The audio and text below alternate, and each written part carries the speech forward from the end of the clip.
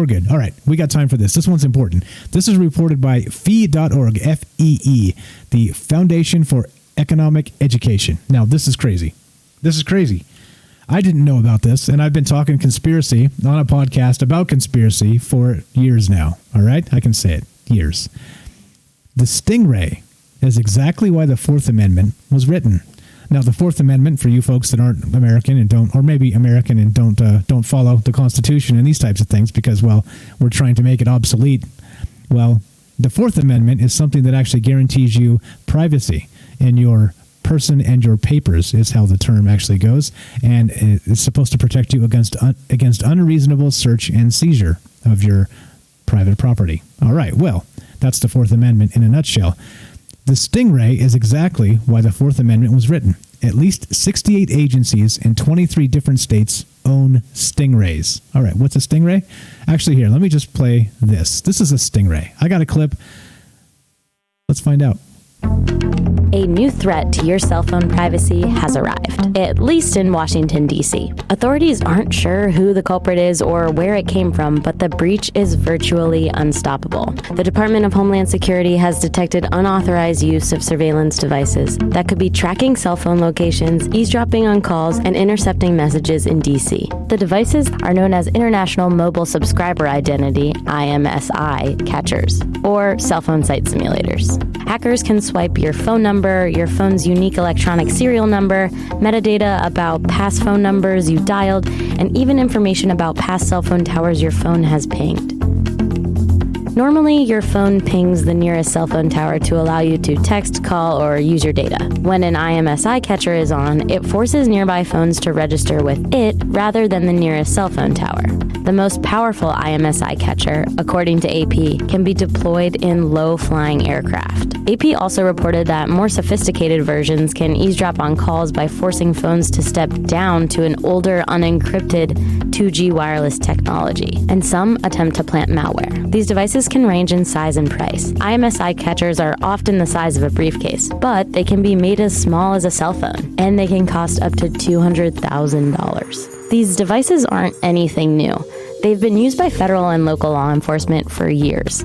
The ACLU has identified 73 agencies in 25 states and the District of Columbia that own stingrays. Harris Corp, a tech company from Melbourne, Florida, has manufactured these surveillance devices for years. They sell them under the model names Kingfish, Amberjack, Hailstorm, and Stingray. These devices are designed so that neither the cell phone user nor providers can detect their use. And even the Department of Homeland Security admitted that it has not been able to pinpoint who or what has been activating these rogue surveillance devices in DC.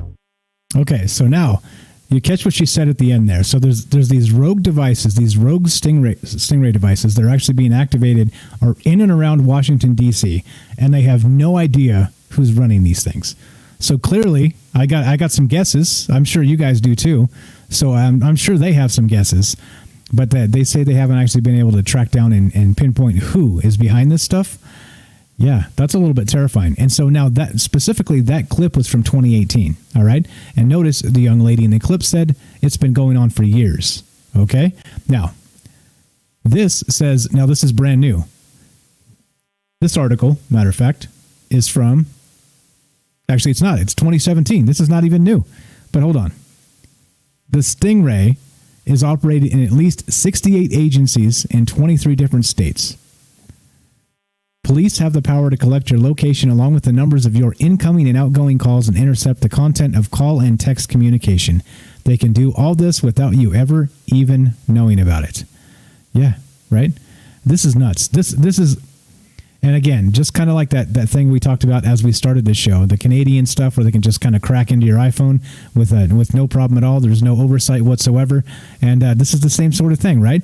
So we're talking about local law enforcement being able to basically spoof your phone, like kind of the man-in-the-middle sort of situation, have it ping to their little Stingray device instead of the cell tower, and get whatever text you're trying to send off, or phone calls, or metadata from your phone, or whatever the hell's going on, right? There's a lot of stuff here that's just terrifying, and it's being allowed to happen.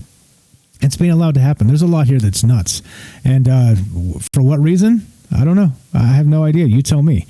Like, how come This is the type of thing that's not being legislated, right? Like we're talking about facial recognition and these sorts of things. It gets some attention once in a while. But this type of shit is unbelievable that it's allowed in any capacity whatsoever. And like they said in the clip there, that they're running around Washington doing this, trying to, clearly trying to spy on everybody and everything. So this is nuts. This is absolutely insane. And do read the articles here. Like, check this stuff out. If you haven't heard of this, this is real. This stuff is real. And they're using it against us, and there's not a damn thing we can do about it because we have gutless legislators. We have gutless politicians. We have gutless leadership, and that is the damn truth about that. So here we go. This is from The Intercept. How cops can secretly track your phone. A guide to stingray surveillance technology which may have been deployed at recent protests. Now this one is new. July 31st, 2020, this year. And so it actually got some press here regarding the Predator drones. They said they deployed to kind of for the Black Lives Matter movement. Remember the peaceful protests that were out there burning shit down, that whole bit. So this, actually, why did I do that? So I don't want to do that. Full screen the other way. There we go. All right. So since May, as protesters around the country have marched against police brutality in support of the Black Lives Matter movement, activists have spotted a recurring presence in the skies, mysterious planes and helicopters hovering overhead, apparently conducting surveillance on protesters. A press release from the Justice Department at the end of May. Remember all this? This hit the news back then, and everybody was all up in arms about it. But what they're not talking about, and this article actually does, thank you, The Intercept, for bringing this up, is these stingrays. So let's see. Both the DEA and the Marshals possess airplanes outfitted with so-called stingrays or dirt boxes, powerful technologies capable of tracking mobile phones or, depending on how they're configured, collecting data and communications from mobile phones in bulk. In bulk. Stingrays have been used on the ground and in the air by law enforcement for years, but are highly controversial. You don't say.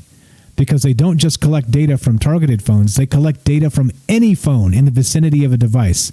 That data can be used to identify people, protesters for example, and track their movements during and after demonstrations, as well as identify others who associate with them. Now, okay, now fine. They want to frame this as they're coming after protesters, right? Fine. Fine by me. But why does it stop there? Like, why should they be allowed to do this to anybody? Like, again, the politicization of this stuff drives me nuts. Like, okay, well, this can happen any other time, and we don't give a shit. We just don't care. But, hey, the second we want to go out and protest, then you're tracking us. We're mad as hell. Really?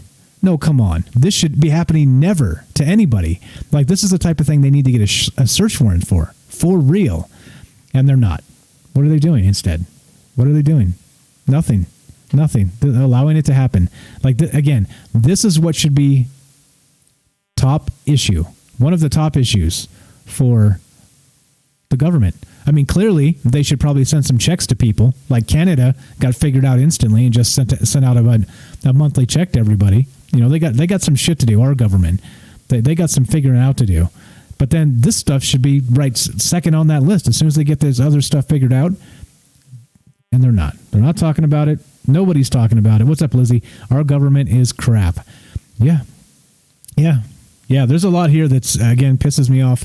It's not. This isn't supposed to be a downer thing. This is more of an education thing where we look at some of the things that they don't talk about. And clearly they don't talk about them for a reason, because if they got enough of us pissed off about this, things would change. Okay? And that's why it's important for me, I think, and important for us to actually get together and talk about this stuff, because nobody else is. I say nobody else. That's not the honest to God truth. There are people out there talking about it, like the ACLU for one, however you feel about them. But somebody needs to be like spearheading this and taking this shit down.